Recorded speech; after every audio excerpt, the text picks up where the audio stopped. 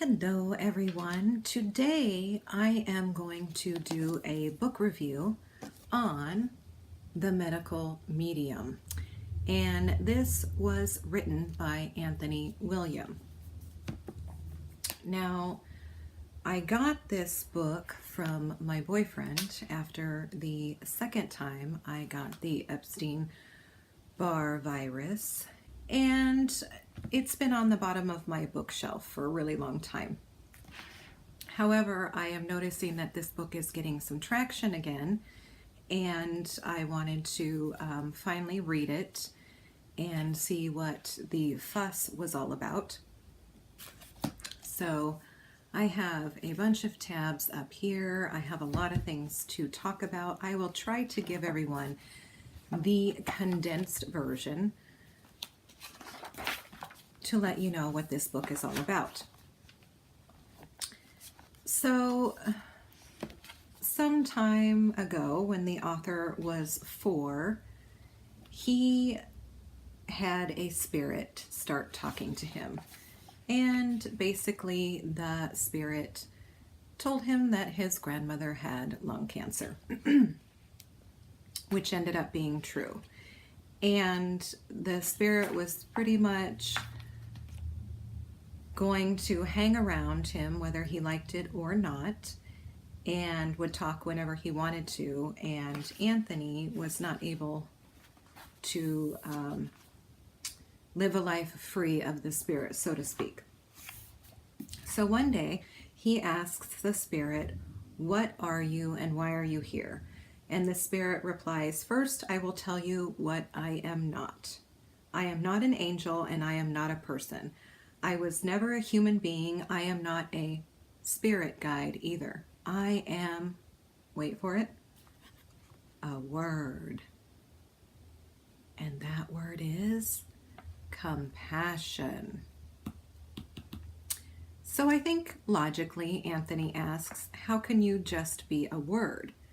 And the spirit replied, "A word is an energy source. Certain words hold great power. God pours light into words such as I and instills us with the breath of life. I am more than a word." So Anthony asks, "Are there any more like you?" And the spirit of the Most High, which is what Anthony calls him, her, probably genderless, neutral, says, "Yes, faith, hope, joy, peace, and more. They are all living words, but I sit above all of them because I am closest to God."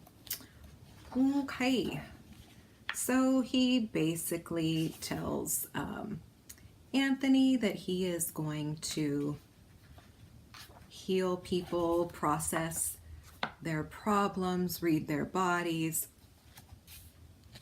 and help heal the world, basically. Why? No clue. Just because. So then we get into the book. 3 types of mystery illnesses. According to the author, they fall into 3 categories. So the first type is unnamed illness. The second type is ineffective treatment. And the third type of illness is misdiagnosis. But these are not mystery illnesses. And then the author goes on to talk about the Epstein-Barr virus. So Epstein-Barr is responsible for mystery illnesses of every category. For some people, it's fatigue and pain that go unnamed. For others, symptoms prompt doctors to prescribe ineffective treatment, such as hormone replacement. And for so many people walking around with Epstein-Barr, it gets misdiagnosed. Among the reasons Epstein-Barr is thriving is so little is understood about it. Medical communities are aware of only one version of Epstein-Barr, according to the author, but there are actually over 60 varieties. The truth is, again, according to the author, Epstein-Barr is the source of numerous health problems that are currently considered mystery illnesses such as fibromyalgia and chronic fatigue syndrome. So then he takes us through Epstein-Barr. So stage 1, if you catch EBV or Epstein-Barr virus, it goes through an initial dormant period of floating around in your bloodstream, doing little more than slowly replicating itself to build its numbers and waiting for an opportunity to launch a direct infection.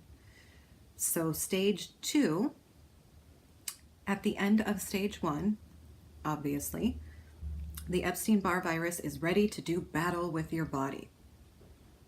That's when EBV first makes its presence known by turning into mononucleosis.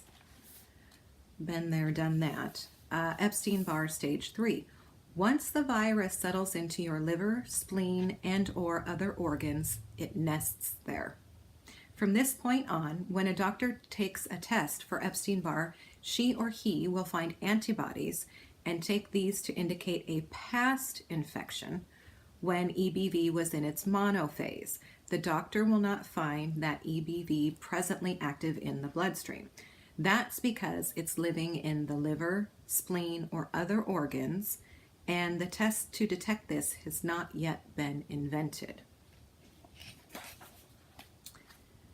So then he moves on to talk about lupus. Medical communities have no understanding that lupus is just the body reacting to Epstein-Barr's byproducts and neurotoxins. It's the body having an allergic reaction to these neurotoxins, which then elevates the inflammatory markers that doctors search for to identify and diagnose lupus. In truth, according to the author, lupus is just a viral infection of Epstein-Barr, hypothyroidism, and other thyroid disorders. Medical communities aren't yet aware that EBV is the actual cause of most thyroid disorders and diseases, especially Hashimoto's, but also Graves', thyroid cancer, and other thyroid ills. Once in your thyroid, EBV begins drilling into its tissues. The virus cells burrow deep into the thyroid, killing thyroid cells and scarring the organ as they go, creating hidden hypothyroidism in millions of women, from mild cases to the more extreme. And he talks about how a lot of this stuff throughout the book, he talks about how women are more affected than men. So Epstein-Barr stage 4. The ultimate goal of the Epstein-Barr virus is to leave your thyroid and inflame your central nervous system. Your immune system normally wouldn't allow this to happen, but if EBV has successfully worn you down in stage 3 by entering your thyroid, the virus will take advantage of your vulnerability and start to cause a multitude of strange symptoms that range from heart palpitations to generalized aches and pains to nerve pain. So fibromyalgia. We've had over 6 decades of medical denial that fibromyalgia is a legitimate problem. Medical communities are finally accepting it's an actual condition. The best explanation doctors are given by the establishment is that fibromyalgia is overactive nerves. What this really translates to is no one has a clue. I can get behind him on that one. Fibromyalgia is something that I don't have a good understanding of. Those suffering from fibromyalgia are under a very real and debilitating attack. It's the Epstein-Barr virus, according to the author, that is causing this disorder, inflaming both the central nervous system and nerves throughout the body, which creates ongoing pain, sensitivity to touch, severe fatigue, and a host of other issues. So then he talks about healing from the Epstein-Barr virus and gives you a list of healing foods. Certain fruits and vegetables can help your body rid itself of EBV and heal from its effects. Wild blueberries, celery, sprouts, asparagus, spinach, cilantro, parsley, coconut oil, garlic, ginger, raspberries, lettuce, papayas, apricots, pomegranates, grapefruit, kale, sweet potatoes, cucumbers, fennel. Then we have a list of healing herbs. The following herbs and supplements can further strengthen your immune system and aid your body in healing from the virus's effects. Cat's claw, silver hydrosol, zinc, vitamin B, licorice root, lemon balm, Give me, yeah, this one, I don't know if I'm going to say it correctly. 5-methyl tetrahydrofolate. Selenium, red marine algae, L-lysine, spirulina, preferably from Hawaii. I'm not sure why it needs to be from Hawaii, but preferably from Hawaii. Ester C, nettle leaf, monolaurin, elderberry, red clover, star anise, curcumin. So that is to help heal your Epstein-Barr. Then he goes on to talk about multiple sclerosis. Since medical science first identified multiple sclerosis, or MS, grave confusion has accompanied the condition. Multiple sclerosis is most notable for inflaming and damaging the central nervous system's protective layer and message facilitator called the myelin sheath. Your nerves carry electric signals that direct all the parts of your body. When any portion of your myelin sheath is damaged, the messages from the nerves underneath it can become scrambled, wreaking a wide assortment of havoc, depending on which areas of the nervous system are inflamed at the time. MS can lead to muscle pain and spasms, weakness, fatigue, mental problems, vision problems, hearing problems, dizziness, depression, digestive issues, and bladder and bowel dysfunction. It can also partially or completely paralyze legs, forcing you to use a cane, crutches, or even a wheelchair. Then he goes on to explain what MS really is.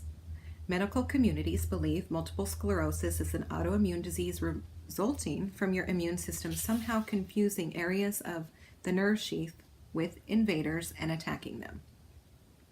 This is a philosophy that will hold back the truth in medical research for decades. Again, according to the author, the human body does not attack himself.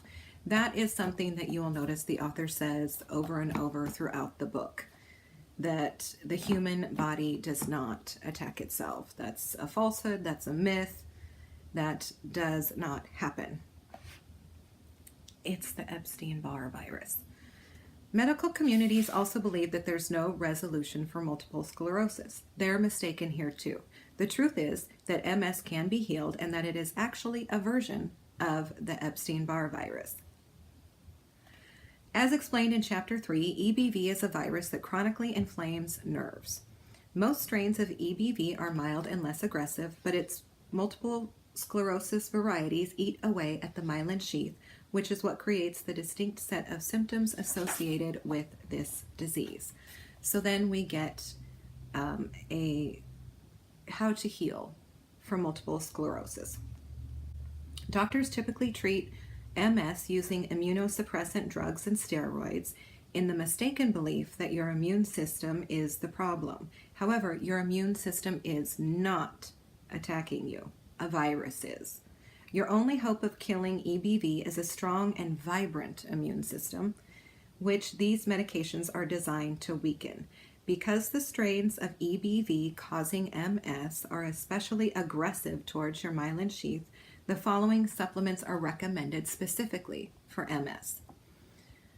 Oh, then we have some really hard to pronounce words. So EPA and DHA, icosapentaenoic acid, and docosahexaenoic acid, which I probably just butchered, L-glutamine, lion's mane, alpha-lipoic acid, monolaurin, curcumin, barley grass juice extract powder.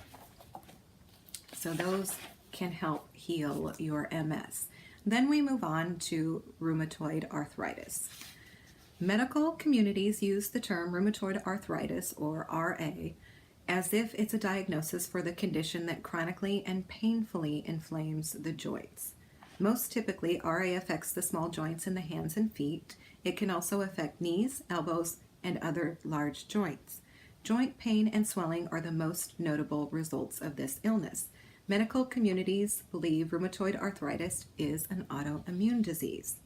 This explanation of autoimmune disease is not the help, according to the author, the medical establishment thinks it is. What rheumatoid arthritis really is and how to heal from it. Rheumatoid arthritis is a version of the Epstein-Barr virus.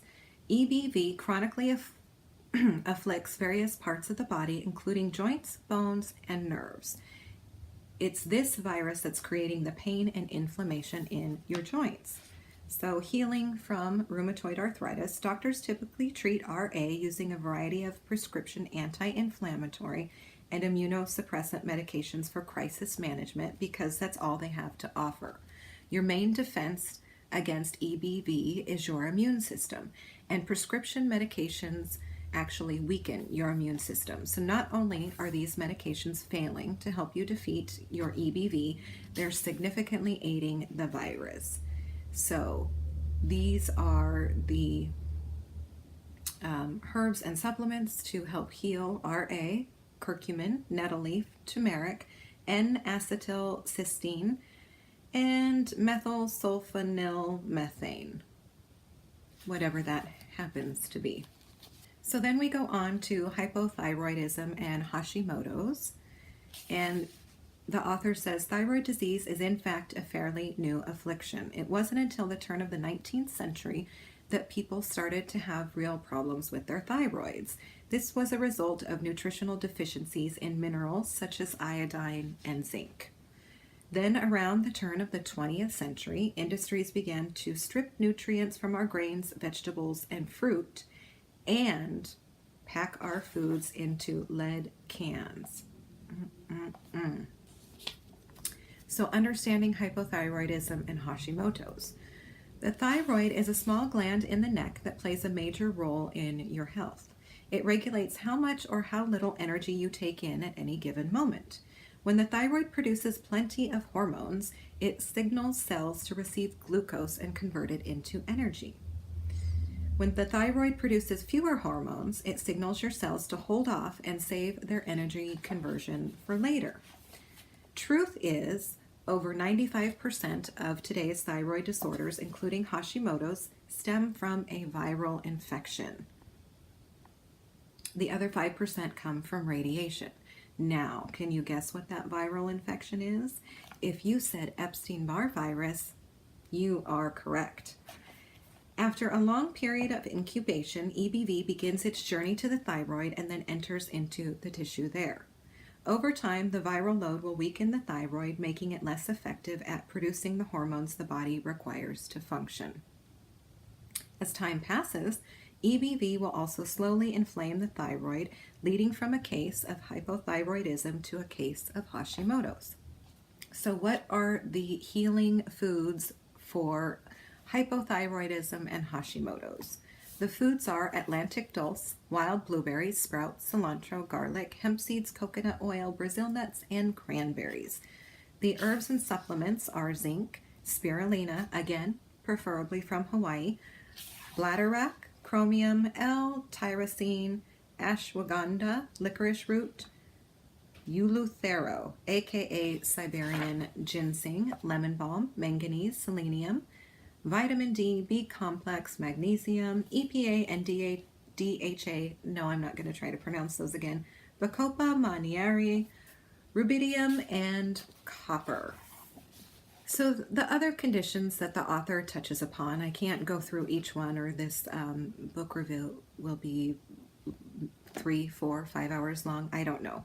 So he touches upon type 2 diabetes, adrenal fatigue, candida, migraines, shingles, ADHD, autism, PTSD, depression, and Lyme disease.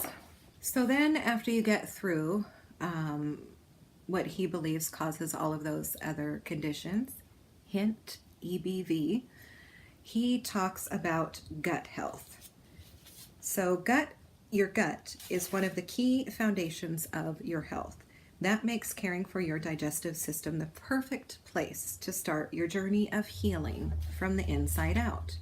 Your gut includes the stomach, small intestine, large intestine, which includes the colon, liver, and gallbladder. The gut is responsible for ensuring that you absorb the nutrients of the food you eat, properly expel waste and toxins, and maintain a strong immune system.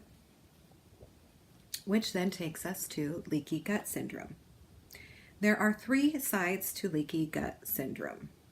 The conventional medical community's understanding Most conventional doctors and surgeons use the term leaky gut for a critical intestinal disease that perforates the lining of the intestinal tract or stomach and causes severe blood infections, raging fevers, and or sepsis. The second side of the story is the alternative, integrative and naturopathic understanding of leaky gut syndrome. These medical communities use the term to describe a condition in which mold, funguses like Candida, or unproductive bacteria burrow tiny holes in the linings of the intestine and cause micro levels of toxins to leak directly into the bloodstream, resulting in a multitude of symptoms. There is an explanation for these mystery gut problems that aren't actual leaky gut, and the author calls it ammonia permeability. And according to the author, it's the third side to the story.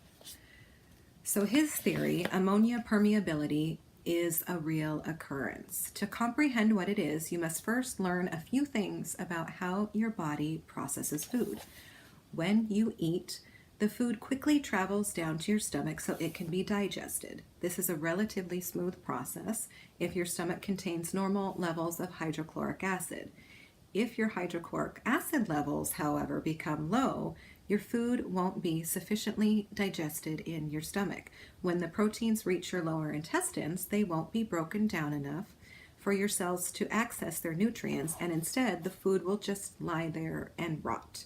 This is called gut rot, putrefaction that creates ammonia gas and can result in symptoms of bloating, digestive discomfort, chronic dehydration, or oftentimes no symptoms at all. In some people, good hydrochloric acid diminishes and bad acids take its place. A person could live with this condition for many years and not notice.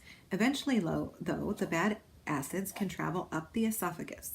If you're experiencing acid reflux, these rogue acids are causing it, not your stomach's hydrochloric acid. This is a very common confusion. The medical world sees all stomach and intestinal acids as the same. For shame, medical community. A related issue is that the lining of your gut creates mucus in an effort to protect you from the bad acids. If a lot of mucus is coming up your throat for no apparent reason, it's probably your gut struggling to keep you safe because of the rogue acids and them trying to eat away at your stomach and esophagus lining. It's a signal that you've got a problem that needs to be addressed. The mucus can also travel down the intestinal tract and stop proper absorption of nutrients. So now let's go back to that ammonia gas. This is the key piece of information. When food decomposes in your intestinal tract and it produces ammonia, this toxic gas has the ability to float ghost-like out of your intestines and directly into your bloodstream. This is what's called ammonia permeability. It's the ammonia gas that creates most of the havoc associated with leaky gut syndrome. It doesn't have to do with infection or punctures of the small intestines or colon. No, no, no. And it isn't Candida yeast. What many people or doctors diagnose as leaky gut syndrome has nothing to do with holes or other imperfections in your gut. It has nothing to do with acids or bacteria leaking out. Rather, ammonia gas in your intestines is drifting into the bloodstream, which then carries gas throughout your body. Besides the gut symptoms, ammonia permeability can result in malaise, fatigue, skin problems, restless sleep, anxiety, and so much more. But there is good news. You can recover your hydrochloric acid and strengthen your enzymes with a miraculous herb that's sold everywhere. The way to fix ammonia permeability is to rebuild your stomach's supply of hydrochloric acid and strengthen your digestive system. There's an amazingly simple and effective way to do this. Daily, on an empty stomach, drink a 16-ounce glass of fresh celery juice. Well, how do you do that, you ask? Wash a bunch of celery in the morning while you still have an empty stomach. Juice the celery. Add nothing else. That will disrupt the celery. Drink the juice immediately before it can oxidize which then reduces the juice's power.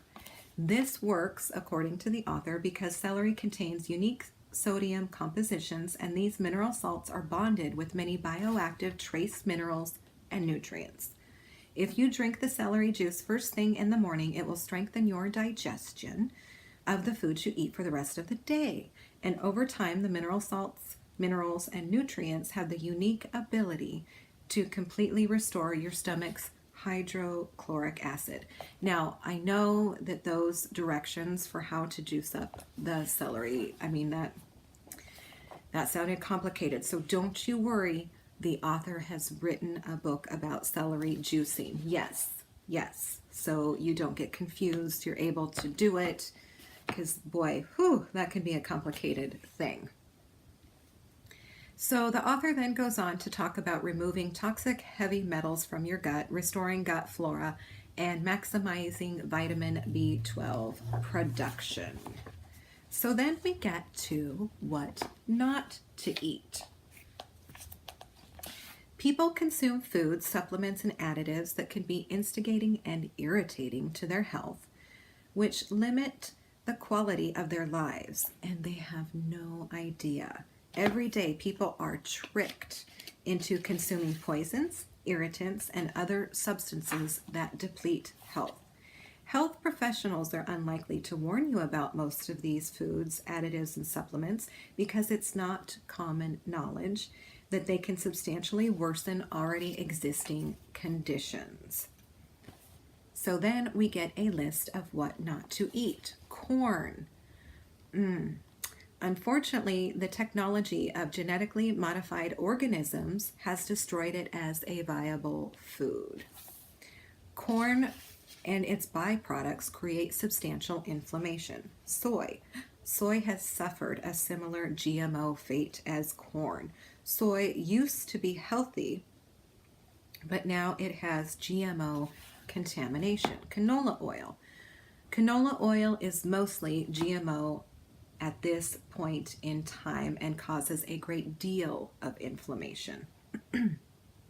It's especially damaging to your digestive system, potentially scarring the linings of both your small and large intestines.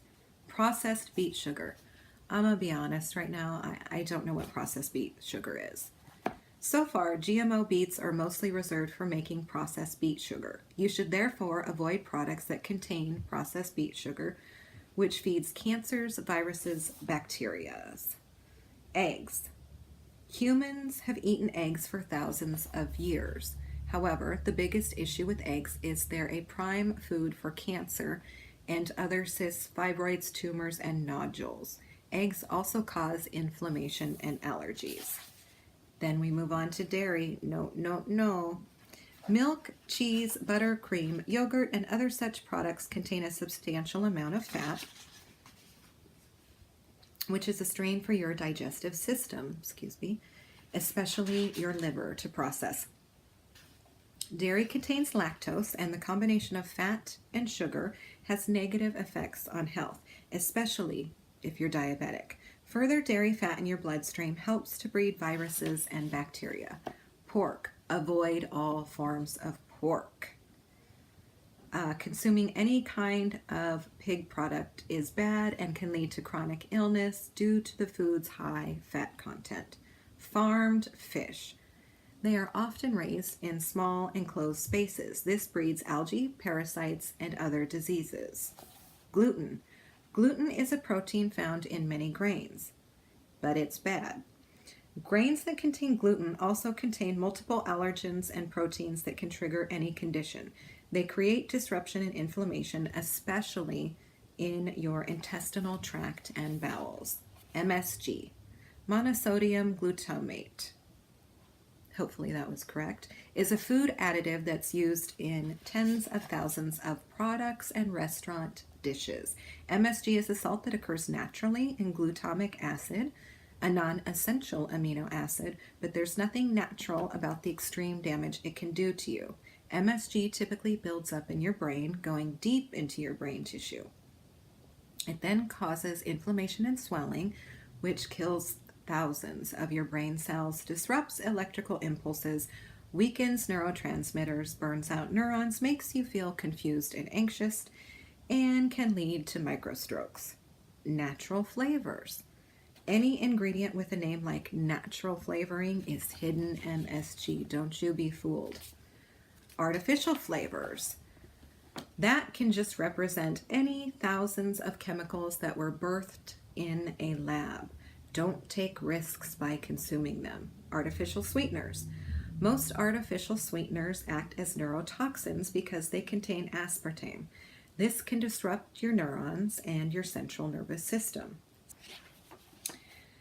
The author then departs from the book so far to go on a rant about fruit. How fruit has gotten a bad rap because it contains sugar. He's so angry about that. And it's created this culture of fruit fear. And, well, fruit doesn't deserve that because it cures so many things. So then we get to the last part of the book, which is what you do to heal yourself. And the plan is for only 4 weeks, eat only raw fruits and vegetables. Raw fruits and vegetables. So he is essentially saying to go raw vegan. He does a little quick chapter on soul healing meditation and techniques. And then we go right to the end where he talks about essential angels. There's 21 essential angels. He gives you some truth about angels, how to access angelic aid. You've got some case histories about angels, and then an afterword called Keep the Faith. So I had a problem early on in the book, and my problem is going to sound very silly. But he got E. coli when he was a young boy. He was 9, I believe. And the spirit told him not to eat something. He ate it anyway, and he got very sick. For 2 weeks, he was lying in bed, not able to keep anything down. He had to go to the ER, but nothing was working, and they couldn't figure out what was wrong with him. So finally, the spirit tells him that he has E. coli, and he gives him a direct order to go to his great-grandfather's house and pick a box of heirloom pears from his great-grandfather's tree. Spirit says, I'm to eat nothing but these ripe pears and I'll heal. I'll do as he says. I do as he says. Obviously, he did as he says, and he recovered rapidly. The problem I have with that is when I was around his age, I got E. coli. And I almost died. And if Jesus himself came down and told me to go get out of bed and go pick these magical pears, I wouldn't have been able to do it. It felt like my insides were liquefying at that point.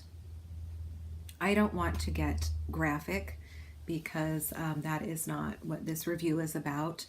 I was mortally sick, and it took them a long time to figure out that I had E. coli, and I wasn't responding to the treatment, and it was awful. I can only remember the horrible pain, the weakness, and the pain. So I guess what we have in common is we had a treatment that was definitely not from medical science. So he ate the magical pears that his spirit named Compassion told him to go eat. My mom took me out onto the ocean. She's always heard about the healing properties of the ocean and things of that nature, so she arranged to have me taken out on a boat, and over the course of the weekend things shifted gear and I was able to start eating small bits again, and the worst was over, and obviously I survived. I just, again, maybe it's because I experienced E. coli. Instead of bonding with the author over that issue, it just feels like BS. I mean, if he was that sick, I don't think he's getting out of bed. I don't think he's going to get great grandpa's magical pears. I don't. I'll believe someone brought them to him, but I find that really hard to believe. The other thing that I had a hard time with is the other conditions in the book that he talks about. So I think it's an interesting theory that everything, he takes everything back to Epstein-Barr virus, but to say that you can cure autism and to say that you can cure PTSD, I just have a real problem with that. It makes me think of people who are selling essential oils, and they tell people that that can cure autism, it can cure cancer and things of that nature. And where's your medical data to back it up? That's the other problem I have, is he doesn't have a medical background. I get it. The standard American diet is awful. We eat way too much junk. We eat way too many preservatives. I myself have been detoxing from sugar and have not had sugar. Ooh, we're going into 5 months now. I don't think it's a bad message, but as a message that it can cure everything, I just think that that's a little dangerous. And there is no one protocol that works for all people. I also believe that there are different diets that work well for our bodies. I am doing keto right now, but I am actually transitioning to a more vegetarian keto because I don't eat a lot of meat myself, but that's just for what it does to my body. And I've actually went vegan. I had a medical condition and I, read up on veganism and thought, well, you can't say it doesn't work if you don't try it. And it did not. It actually made all of my inflammation and everything else worse. And that's just me. I'm just one person. So to say that being raw vegan is the gist of what I'm getting from his book is that's the way to go. That will cure everything for you. No, I'm not buying it. And a lot of the reviews that are negative talk about that. The other thing is I didn't touch upon it a lot, but he went into this to help people. Anthony William went into this to help people and to help cure them of their mystery ailments and, get them back to health, the road to health. And while I don't think he should work for free, because how would he support himself? It seems he charges upwards of $250 to $350 to talk to people on the phone. You can probably get a couple consults in on the phone. So I'm thinking you could make about $500 an hour. So I don't know. When you're selling something and when you're selling your services and you don't have a medical background and you say that you can cure autism, that's a lot. That's a lot for this gal to take in all at once. So I would like to read more about the Epstein-Barr virus, so that is what I am going to do. Now, I believe everyone should eat what they want to eat, and if it is working for you, rock on. I am not sitting here to say that there is one diet that works over another. And so unless someone can back some things up for me, that is not a message that I want to hear either, whether it's go raw vegan, whether it's you can only eat pork chops for the rest of your life. I'm going to have a hard time buying into what you're selling if it's something that extreme. So anyway, that is my review of The Medical Medium, the secrets behind chronic and mystery illness and how to finally heal that. So anyway, have you read this book? Would you read this book? Let me know your thoughts in the comments below, and I will see you next time.